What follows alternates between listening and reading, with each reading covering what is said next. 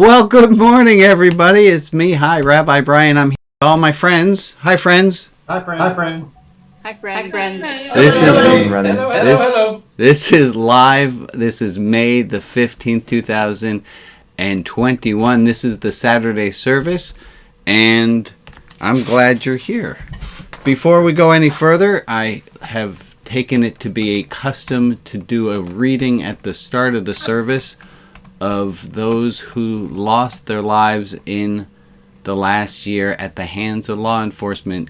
And I do have a second part that I'm going to add in, but first let me read in these names. On May the 4th, 2021, Ashton Pink was killed in Mesquite, Texas. On May the 3rd, Eric Darrell Smith and LaMelo Parker, aged 30 and aged 4, were killed in Biloxi, Mississippi. On May the 1st, Bruce Poloff, a white man, was killed in Wisconsin in Ashbaubenden. Sorry about the name. And on the 4th again of May, an Ashton Pink, African-American man was... Oh, I already read him. I apologize. So I've been corresponding with our friend Bob about this, and Bob said, "Hey, Rabbi, you're reading the list of people who were killed by police, and don't forget that there are people who suicide by cop, and sometimes that happens. And my grandson, Rabbi, my grandson is a cop, and you're not reading the names of police officers who were killed." And I thought, well, Bob, you're absolutely right. And I thought, and I wrote back. I said, look, folks are not choosing their ethnicity, but people do choose to be cops. And I thought a little further, and I thought, well, I am reading the ethnicities of people out as though white people are killed as well. And I thought, all right, let me look at the list that Bob sent. So I looked at the list that Bob sent, and I'm sobered. I am sobered to read the names of the police officers who died in the last week. On May 10th, Detective Luca Bendetti died in San Luis Obispo. Also on May 10th in Concho County, Deputy Sheriff Samuel Alexander Leonard was killed. Also on the 10th in Sheriff's County, Texas, Deputy Stephen Jones was killed. On the 11th, Officer Jimmy Inn was killed in the Stockton Police Department. Deputy... So I want to hold all of these names in our prayers, in our thoughts, and to really, for me, it was sobering to remember that how many people die, and that it's not just one side. And when we look just at the one side, we're missing a bigger picture. And I'm thankful to Bob for holding my feet to the fire on that. So thank you, Bob, for doing that. Yeah. Want to start us out today by saying hello. Hello, everybody. Hello. And part of that is because I'm stalling to find where I put my pictures. But we talked about this last week some. This is a live service, and it's really more exciting, it's more fun, and that a service has to include where we find ourselves right now. And I'm going to tell you where I am right now. I got some disappointing news last week, and I'm bummed out about it pretty hard. I was supposed to meet with the literary agent this week, and she had to postpone it, but she had a surgery, and it's pushed back by a month, and I'm having a little temper tantrum on the inside, and I'm really, really mad, and I'm just pissed off. And I know I'm still meeting with her in a month, and she still really liked what I wrote, but like that little kid inside of me is all like, but I wanted it now. And I would never tell, well, no, that's not true. I have told little kids, just stop it, but that was not in my good parenting moments. Oh, look, my daughter's here. Speaking of good parenting, Annie, any comment on Dad sometimes telling you to just snap out of your feelings versus all the wonderful times that Dad told you it was okay to have feelings? Wonderful. Thank you. You heard it right there. My daughter said I'm wonderful. remarks. She votes by her attendance, and I'll be happy enough for that. So thank you for being here, Annie. And I know my kids tease me sometimes. They say, "Oh, great, Dad, the car got a flat tire. Are you going to write an article about this?" Yes, he is. They will let anyone into this service, won't they? It's fantastic. Annie, I'm really glad you're here. And all of you who are here, I'm glad that you're here. This is a different way of doing religion, and I appreciate that you're voting with your feet, with your attention to be here. It's really, when I think about it, I'm super, super honored that you... And it's so cool that we're all trying to get towards the same things. Some other announcements. If you've not been here before, you'll notice most of us have our microphones off. Pay attention for outside noise. And also, we welcome people of all ages, and we're not going to censor our language and talk down to children as though they're a different species. We're just going to talk the way that we all talk. A few other announcements. If you're on Facebook or YouTube, come on over, join us sometimes on Link. Is there anyone for whom this is their third time attending a Saturday service? Anyone for whom it's their third time? Anyone who's attending their third time, do you want to be acknowledged for it? Or I thought it would be nice to welcome you, but then I didn't plan out how to welcome you. So welcome, especially if you've come back. It's your second time here, your third time here. I hope you feel welcome. Wow, that was all awkward. Okay, good. Yeah, Linda's the third. Linda. Hi, Linda. All right, so let's give her like a number 3 or something. Or Thank you. I don't know how to. It's nice to be here. And it's good. I'm glad you're here. And also, I don't want to embarrass anyone who it's their first time here. So that's why I thought I'd go with people who it's their third time, because they should know what they're doing by now. Please keep track during this. I know some people take notes, and I'd encourage you at the end, at the 40-minute mark, we're going to be doing at the 40-minute mark, I ask you for a little bit of review of what did we talk about this week. So if you make some notes now, it will make it easier when we get to that 40-minute mark. Where is that quote? Hold on one second, folks. The quote did not show up. How many of you got more emails from me yesterday than you thought you should? No. No such thing as too many emails from you, Rabbi. Oh, whoever said that, you're going to get a special place in the world to come. That's very nice. I cannot get the quote to show up on my screen, so I'm going to do it this way instead. Please hold. Oh my gosh. Anyone wonder what my nightmares look like? Are you having one now?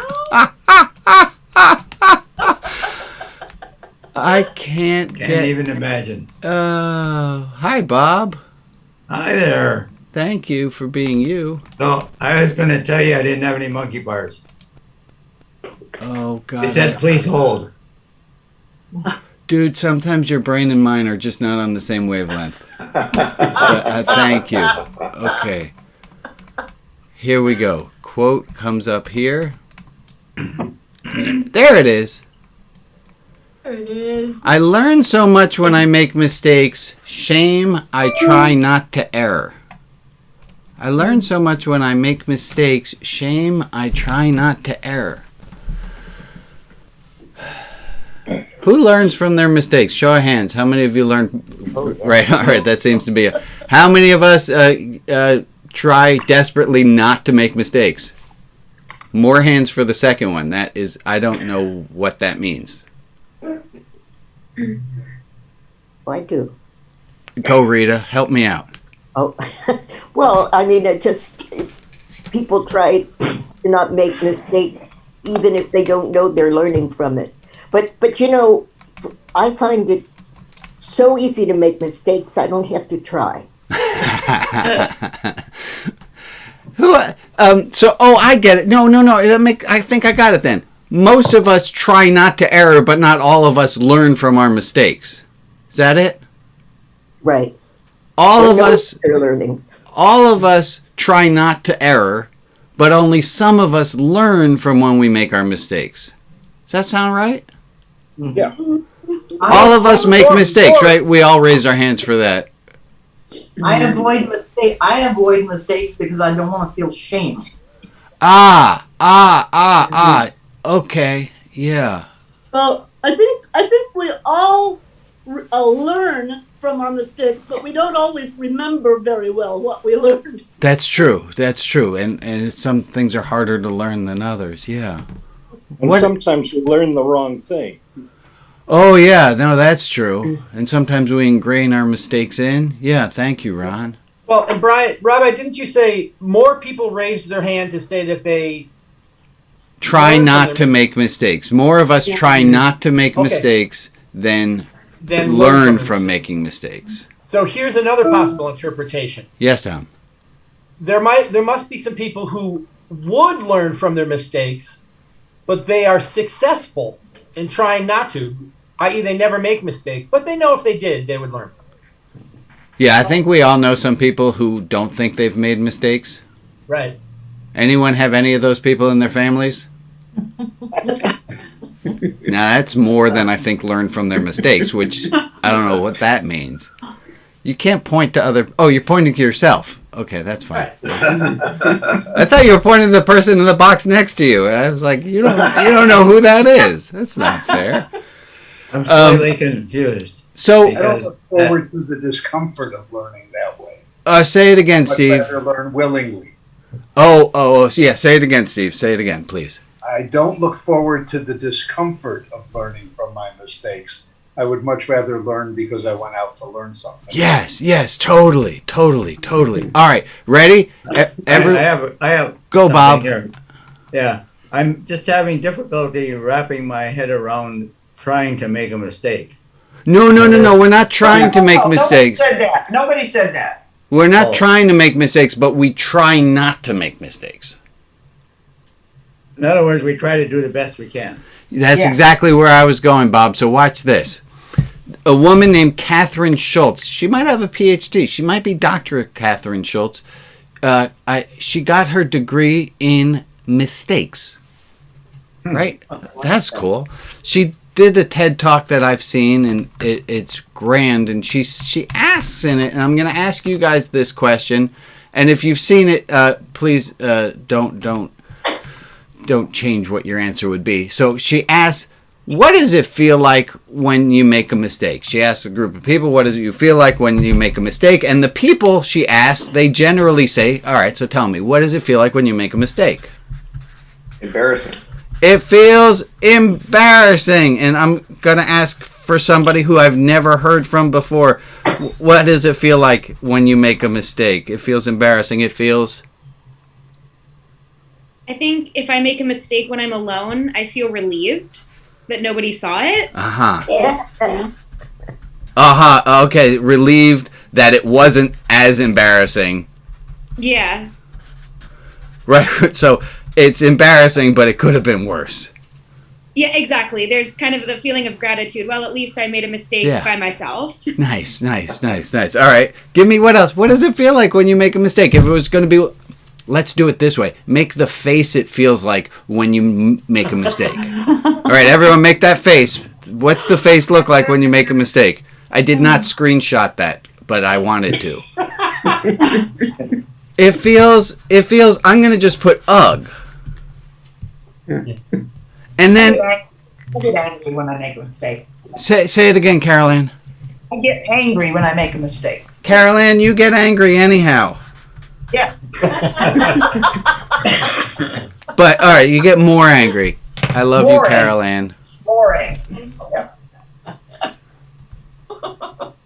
Now, hold on to this. We're all about to have a little bit of, like, mental whiplash. Here's how it goes. She asked the question, as I asked the question, what does it feel like when you make a mistake?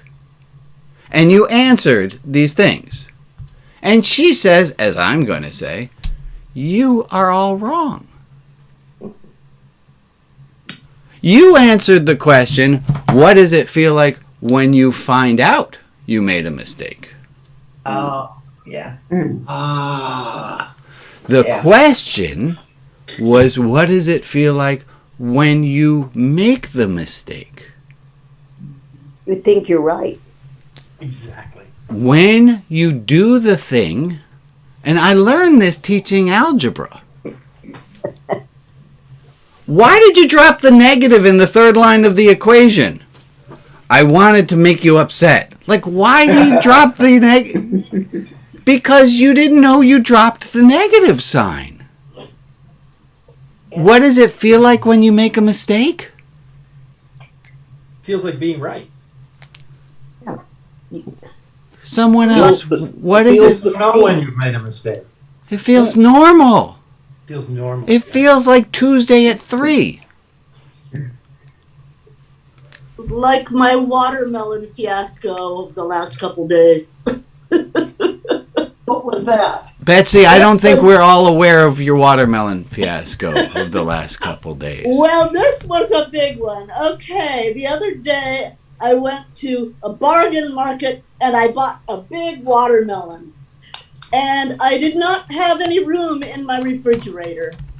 And the days are getting warmer, and I was thinking, well, probably the coolest place around would be to just leave it in my car trunk. Night,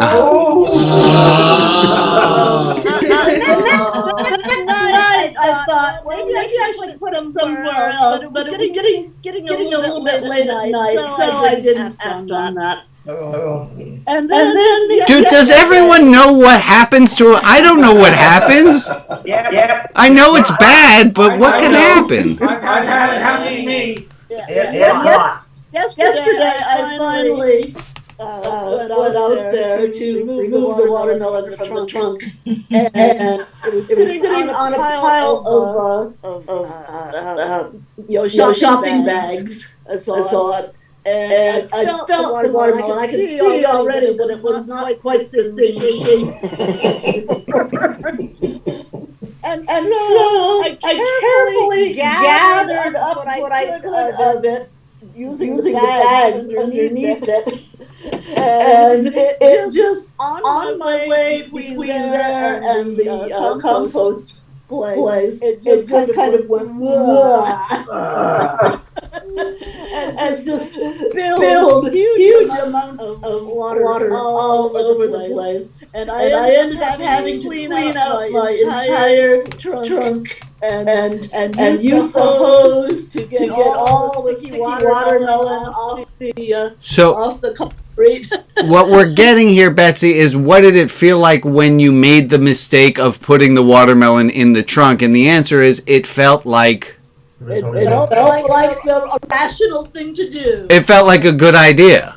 And then when I discovered it, this being a very easy to imagine discovery of when I realized, oh my God, no.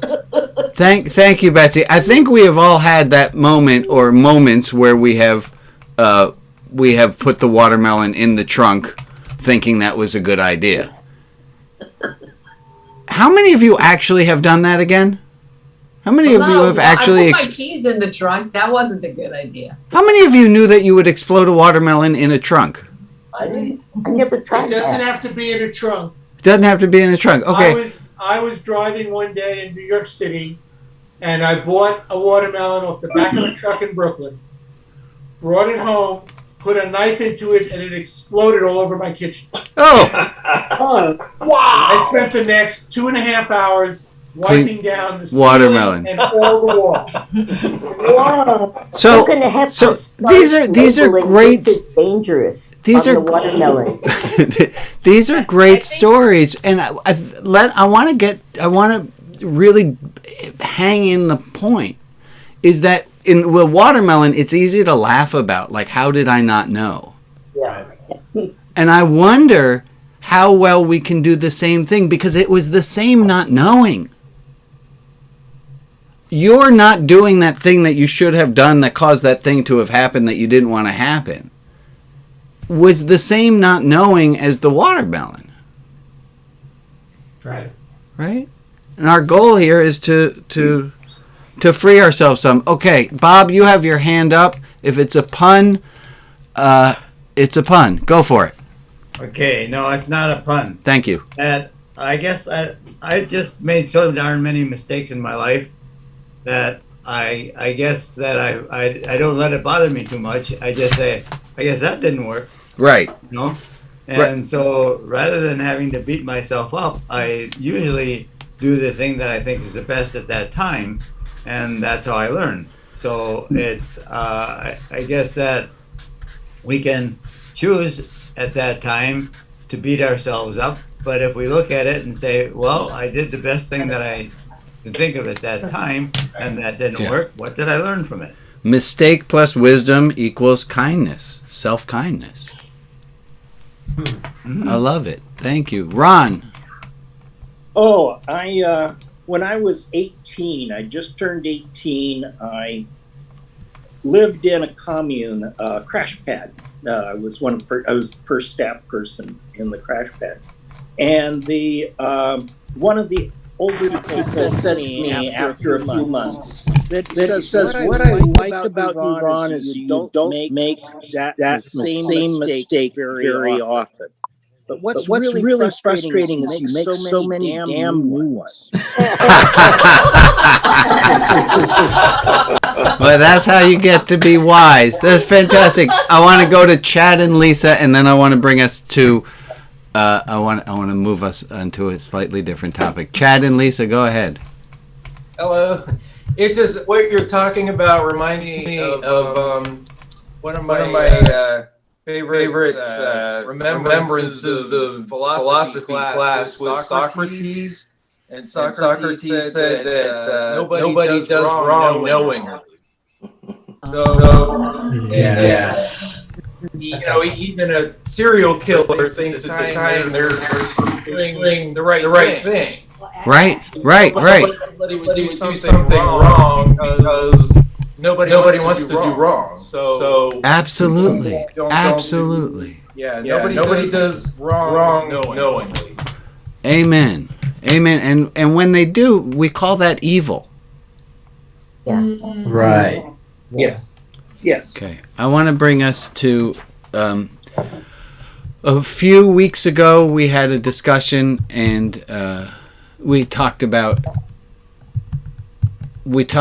God and the fact that I hadn't mentioned the word God at all. And so I wanted to drop a little bit of God thing, and then I wanted to move the topic along. But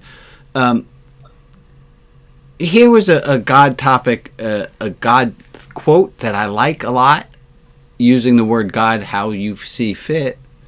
Is the question is Rabbi Mendel Menachem of Katz, the Katzker Rebbe, as we call him. And he asked the question, where is God? And he gave it, and the answer that the people gave, they said, where's God? And they all said, everywhere.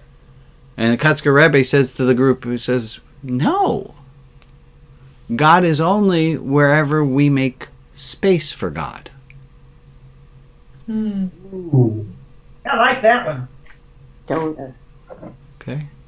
Know that I agree. All right, that concludes our theology moment. I want to talk about something else that the lack of talking about it is too loud for me. I'm ordained as a rabbi. Rabbi, what's going on with Israel? What are your thoughts about Israel? And I maintain that that's a national issue. I'm a religious leader. I'm not into nationalism. That's not my thing. So I want it to be clear that what I'm about to say, I wrote it right here. This is not about Palestine and Israel. And if you remember a long time ago, I did a whole thing about how I really hate jazz. It's kind of in that line, if you remember that. So this is not about Palestine and Israel, and let me just read this. I don't want to be here where people take ball teams so seriously they forget it's a game. And if I say it one more time that this is not about Palestine and Israel, I think you might understand what I'm talking about a little more. I don't want to be here where people take ball teams so seriously they forget it's a game. Ball what? Ball teams? Like football, you mean, or baseball, that kind of ball? Any club sport, I think would go. Teams. Right? Playing pool is always my favorite go-to example. It's supposed to be fun.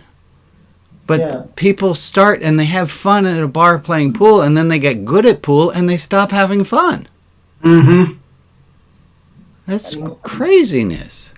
We have all taken ball teams so seriously. We as human beings on this planet right now have taken ball teams so seriously that we forget about love.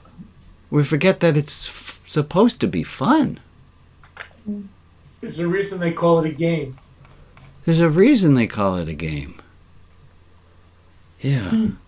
If we were talking about life, how many of you would admit that maybe you've been taking it a little too seriously? Maybe just by like 5% to 35% to 57% or 70%? We all forgot, like, that we made all this up. Right. Mm-hmm.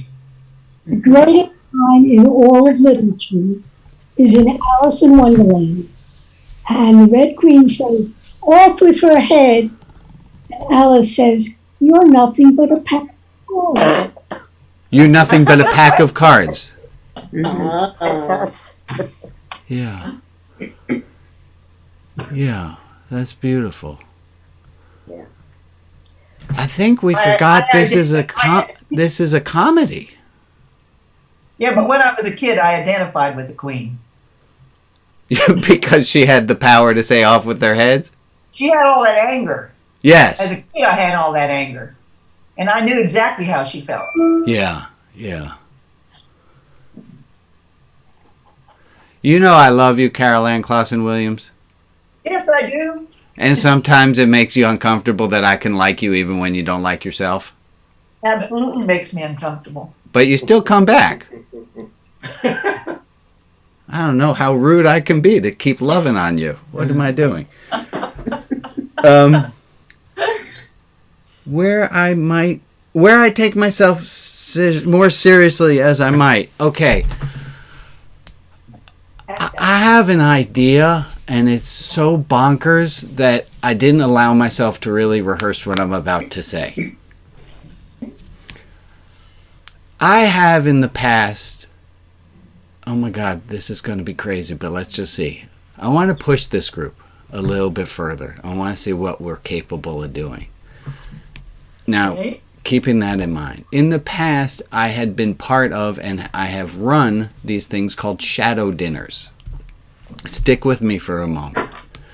Jung had an idea that we all have a shadow self, that there's a part of ourselves that we eschew and project onto other people. We say, we don't do that, they do that. And that there's a shadow part of ourselves, and there's more than one shadow part of ourselves.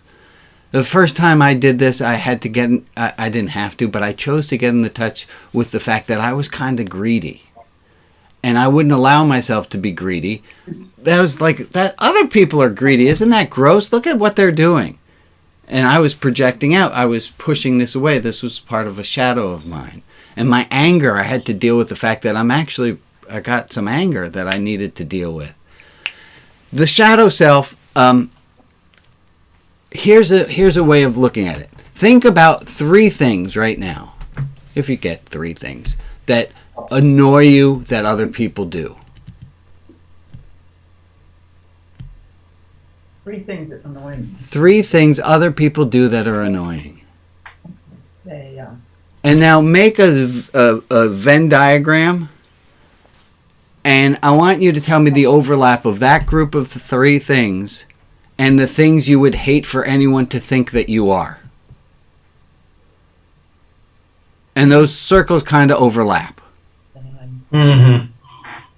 There's things that we don't like that they do, and the things we wouldn't want anyone to think we do are usually the same things.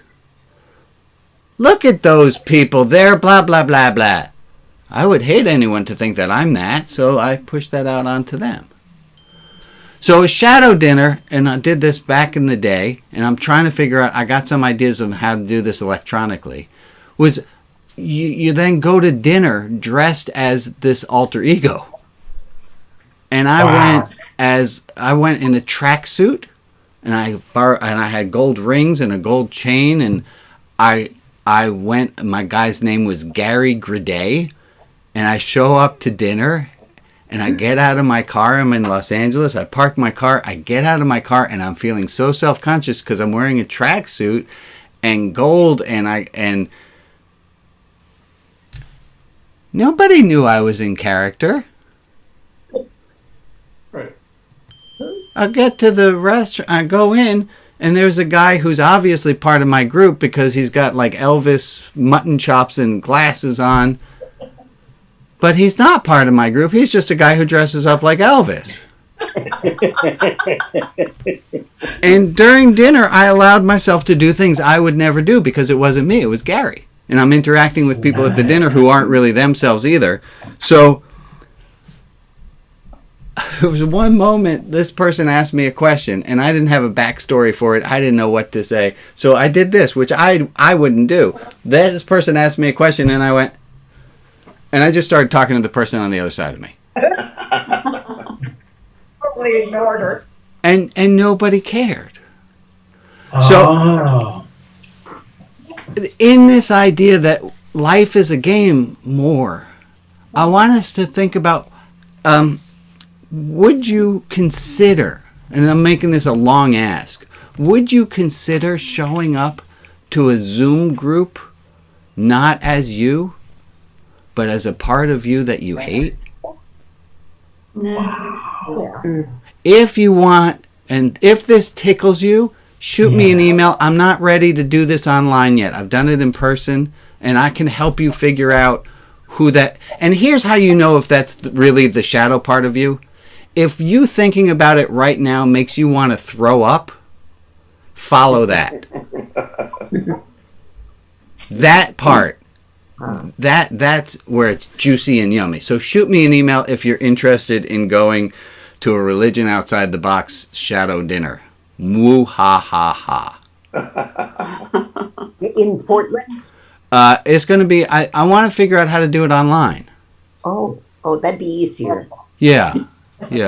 We could do it in Portland, but it's you do have one. So, and also all the people who haven't said much on this service, you are at a distinct advantage because nobody knows who you are anyway.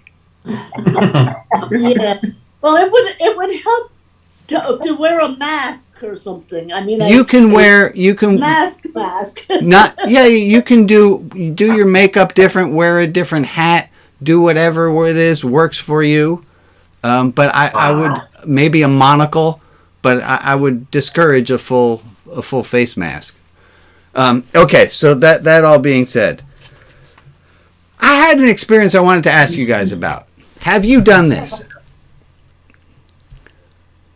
I can't find my sunglasses. I'm outside. I go, where are my glasses? And I think, they're probably in my cubby in the mudroom. And I go to walk in, and I'm panicked. And I have the thought, well, either they're in the cubby, in which case I can calm down, or they're not in the cubby, in which case I can just calm down. But I didn't find myself able to do either calming down. Like I knew to calm down, but I couldn't. And then, here's the part that I think I could change. And then I beat myself up for it. Ooh. That part I think was optional.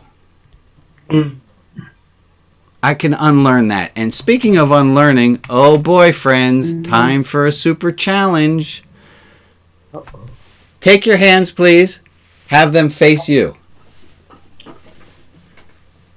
I'm going to close your hands into fists. You're all doing really well. Here's what we're going to do.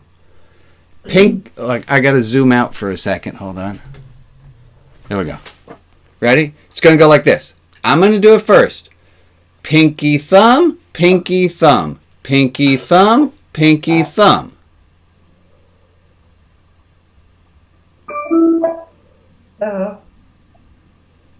Is it hurting your brain a little bit? And it hurts your brain, but your brain says, I want to do that anyhow. Right? Mm-hmm. Your brain's, there's something about, you can master this. You can master this. Oh, I don't know. You learned how to walk, for God's sake. You learned how to use an alphabet. You can do pinky thumb, pinky thumb. Now, how many of you are mad at yourself that you can't do it at the exhilarating speed that I can do it at? Who's mad at themselves that at this point you can't yet do it this well? I'm just flexing right now. Is it fair to do that to yourself? No. No. It's Not just for unless practice. it proves to be essential. Right. So we can take it a little easier. I know that I can get to not criticizing myself for not having relaxed when I can't find my glasses. I know that I can get to there. It's just going to take what? Practice. It's going to take perseverance and practice. Annie's flute teacher told me the biggest thing that learning an instrument as a kid is about learning how to practice. Oh. That's what Annie's learning. She's learning how to practice and how, if she practices, she will get better at a much better speed, at a rate that's inconceivable to the speed at which you get better if you're only doing an hour of flute a week, half hour of flute a week. I'm getting really good at the French horn, by the way. That's not true. I'm really proud of the way that I play the French horn now. I'm not really good at it. It still sometimes sounds more like an elephant than a French horn. But it's practice. You decided you need to play the instrument. Tom, you have... Oh, and I got to do... And then I need somebody to think about volunteering to do announcements. Go ahead, Okay. Tom. I just got a little bit of self-revelation here. So you kind of wrapped up that little bit of a lesson and you said, I know I can get there. It's just going to take what? And you said, it's just going to take patience and perseverance. Uh-huh. Which was an aha moment, because do you know what I filled in the blank with when you said, it's just going to take what? Ass kicking? I said, it's just going to take time. Oh, yeah. It takes time, too. Which could be okay, but for me, that's part of my shadow side, I like to think it's just going to take time. Like, if I just wait, eventually I'll be able to do this. Okay. The rabbi had to remind me, it's going to take practice. I just can't wait till 3 months from now, and all of a sudden, look, I can do this now. No, it doesn't just take time. It takes practice and perseverance. Okay. Points to Carol Ox, who she's still on screen practicing it. You want to know why she's going to be able to do this before you are? Because she's still practicing it right now. How many of you, by the way... Where I've gone and telling stories about it. How many of you, by the way... Funny, Tom. How many of you, by the way, thought that the way you're going to get better at it is by kicking your own ass? Because I know that's in your heads, too. Okay, I need a volunteer who's not on an iPad, who's on a computer, who would like to read today's announcements. Jeffrey, it's back to you, brother. Okay, Alex, if you would shoot him the announcement page, and then Ron, you had a comment to make. No, I was fiddle parting around with the hand. Okay. You didn't give the link for the announcements, Rabbi. Sorry to say. All right. They're coming. They're on the main page, Alex, on the main the Saturday service page. Try that. There it is. This is a very live show. It's a very wonderful show. Thank you. ROTP announcements for May 15th, 2021. Thank you. Hello, I am insert name. I am today's announcement for the Saturday service. Here are the announcements. I'm not practicing the French horn. Saturday service attendee form. Posted in the chat is a link for the Saturday service attendee form. Rabbi Brian is asking someone on Zoom to post the link on Facebook. And another person on Zoom, please post the link on YouTube. If you know how to do this, assume Rabbi Brian is asking you to do this. Of course, you don't need to do this. They wanted me to stress that it would just be important to do this.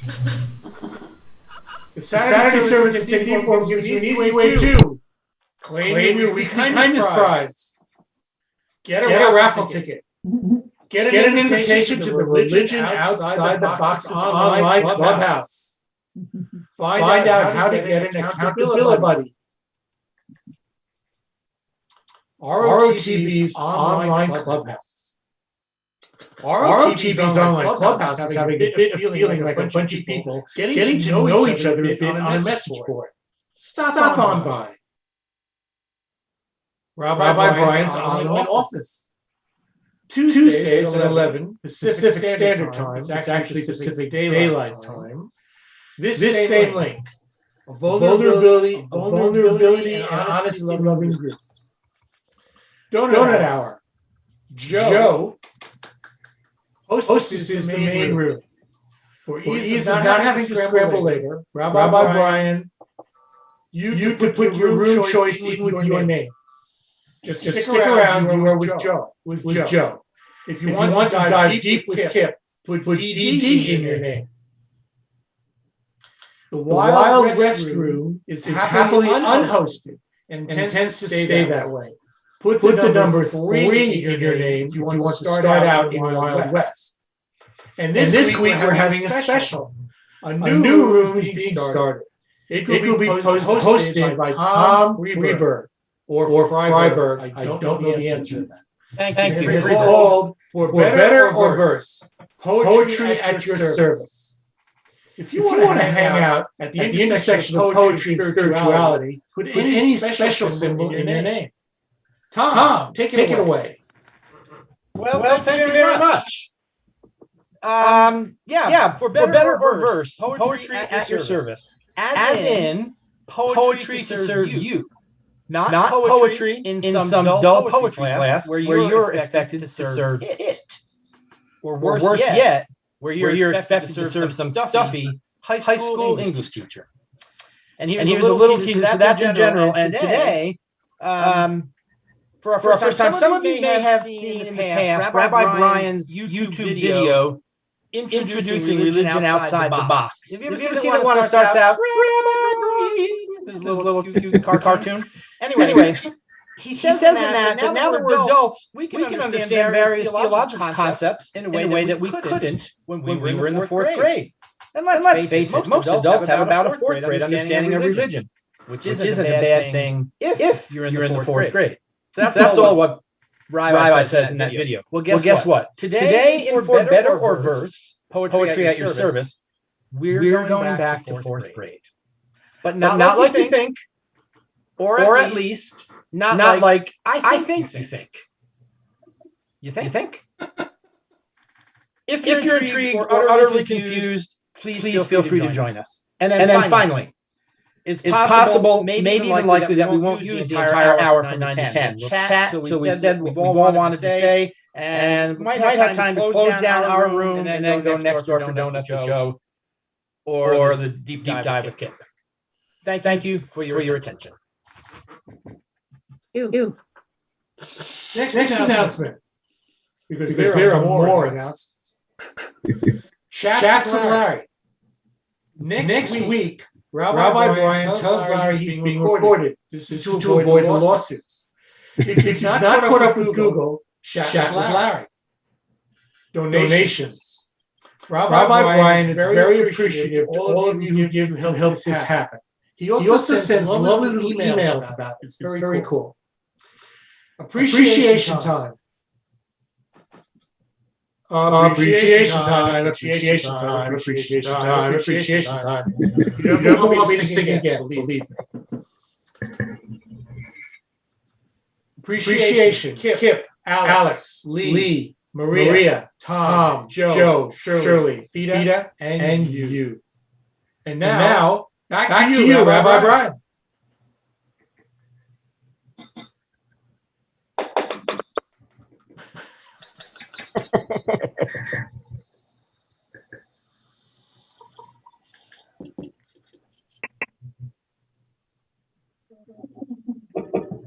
Hello. It's up to you, Rita. Go for it. Oh, I think it would be better if I turn my mic on.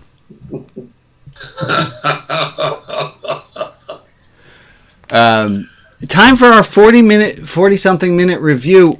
Give me some bullet points. What are some things that we're taking away from this service? Little thoughts that we have that we can keep? God is Don't where put your we watermelon in make the car. space for God. God is where we make space for God. Hold on one second. I'm having a slight problem getting my sharing. Arrange all windows. There we go. And then that should go to share, but it's not sharing. There, we're sharing. No, we're not. Oh, that's good enough for me. So we had making space for God. What else do we have? Shadow dinners. Oh, yeah, the whole idea that we have a shadow. What else? Mistakes are how we learn. Yeah, give me a bit more about that. Mistakes lead to kindness. Mistakes. Oops. That was a mistake. Mistakes plus wisdom. Yeah, mistakes lead to learning. We only feel bad when we realize we made mistakes. Say it again, Alma. We only feel bad when we Yeah. realize we've made a mistake. Yeah, and we shouldn't beat ourselves up for having made a mistake any more than we're going to be mad that Betsy didn't know about the watermelon. That thing that you didn't know as much as Betsy didn't know about the watermelon. And we're all furious at Betsy. Well, sympathy for the watermelon, you know. Yeah, that's very kind of it. Anything else we want to make a note of that we got from this time? Yeah, Tom. Tom, you're doing what I did, which is trying to talk while you're muted.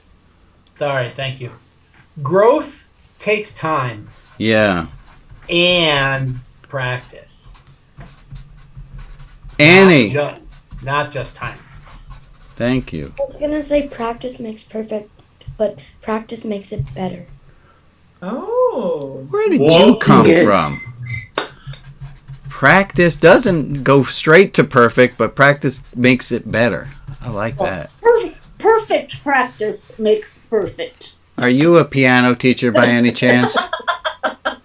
Bob, what do you have, brother? Is it possible that we can celebrate making a mistake because we've learned something? Right? That's a way of reframing that maybe mistakes should be celebrated. Isn't that great? Or we should be grateful. We should be grateful for mistakes. Yeah, Oh, we you're could pushing be. it, Emily. That's pushing it. I think it. Look. Yesterday I sent out the wrong email at the wrong time. The only one who was going to be, there's no benefit to anyone of being upset about that. What did it feel like when I hit the send now button? It didn't feel like anything because I just did automatic keystrokes, like my fingers know what to do, so it sent the thing out. Probably felt like oops. There was a moment of oops afterwards. Where you realized. But I realized, and I also know who I was sending it to. Like, what kind of schmuck are you going to be? It'd be pissed at me for sending out my email that I'm giving you 3 days early. Okay. Rabbi, that's called an ono second. Oh, no second. Yeah. That quick moment. Time where you've made a period of time between when you've made a mistake, you realize it and say, oh no. Oh, no moment. I love it. Hold on one second. I'm looking for my spreadsheet, how it's been beautifully filled in. But it's In the meantime, I want to let you know that my 20-month-old great-granddaughter, her favorite expression is "oh no." Oh no. So I have a few things here that I wanted to share with you. I have some people who are proud of themselves for small things, but they're important things. And if there's something that you did that you want to be proud of, just to add it in. But I have somebody who is proud of themselves for letting them get to know their accountability buddies a little bit more. There's somebody who's celebrating their partner's ability to just be with themselves without judgment. There's somebody who got their yard looking good. I want you to take a moment just to think about that thing that you might want to feel proud of. And for some of us as adults, and some of us, we got some really weird wiring put in us that told us, don't feel proud of yourself. Bad things will happen. And so proceed at your own risk. But I don't think something bad's going to happen. I think it's all right that you can take a little moment of, I did something good, and it's all right that I can be a little bit proud of myself because I did this thing. Mm-hmm. I had a conversation with Larry. I said, Larry, you got to get that book that you're writing, your memoirs out. And it came to, he said, well, Brian, I feel like I'm a braggart. I don't want to do that. I said, Larry, I just sent you the 10,533 words that I wrote that I hope get published. Do you think of me as a braggart? Well, no, Brian, that's different. Yep. Yep. Yep. A little self-love. Yeah. And if you slip and you do a lot of self-love, I don't know, you're on your own. I want to end us with a thought. And I'm going to take a moment just to be like, dudes, this I feel like this went really well. I didn't stick to an outline, and I think everything seems to be fitting together. It's slightly terrifying on this end of things. So let me bring us to here. Like the not being proud of yourself. You probably were not taught that. Chances are nobody sat you down and said, 5 + 5 is 10. Don't be proud of yourself. There are two ways that we acquire things. We either are taught them or we caught them. It goes like this. There are things we're taught, physics, you're taught physics. But then there are the things that are caught. And none of us had to be told. Nobody told you when you did your Zoom setting. Hold on, let me see if I can get this right.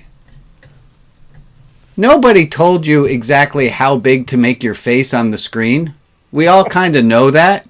And we know that it's kind of weird if someone breaks that rule, even though nobody was taught that rule. We just caught the rule that you're supposed to frame your face in a certain way on Zoom. And here's the thing. The things that are caught are harder to undo than the things that are taught. Is this feeling awkward enough yet? Yes. Right?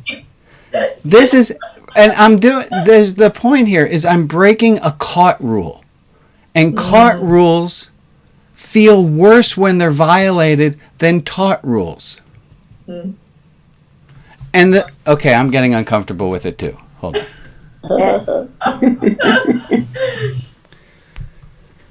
The thinking is, the things that are caught, like the classic example is standing facing the door when you get in an elevator. Yeah. Nobody taught you that. You caught that from our society. And violating that is really hard to do. And the thinking is that these things we know came from outside of us. So questioning them is okay. Oh, okay. There are these things that are inside of us. No one taught it to us, so we think it's part of our regular programming. We don't even know to question it. We don't even see these lines of code. We caught the idea not to be proud of ourselves, not even for that little thing that you were proud of yourself for. And it can feel like you're about to go into self-destruct mode if you start having a little bit of self-kindness, or you start being proud of yourself because you're going against something that you caught. So take it easy on you. Yeah? If you would like help in doing this, this was the whole idea of the accountability buddies, is it's people to whom you can say, I'm having a hard time with being kind to myself right now. Or, you know what, this week I was kinder to myself than I have been. I made it up to a level, like I got up to 2.5 kindness points, whatever it is. Okay. Folks, I thank you for spending this hour with me. I'm going to wrap. What am I doing here? This is grand. Okay. We're going to switch over to Donut World. If you want to stick around for the second hour, I'd love to see you. If you need to run off or you want to run off now. That's cool. I'd send you all, everyone. Let's say goodbye to all our friends on Facebook and hope they can join us next week. Bye.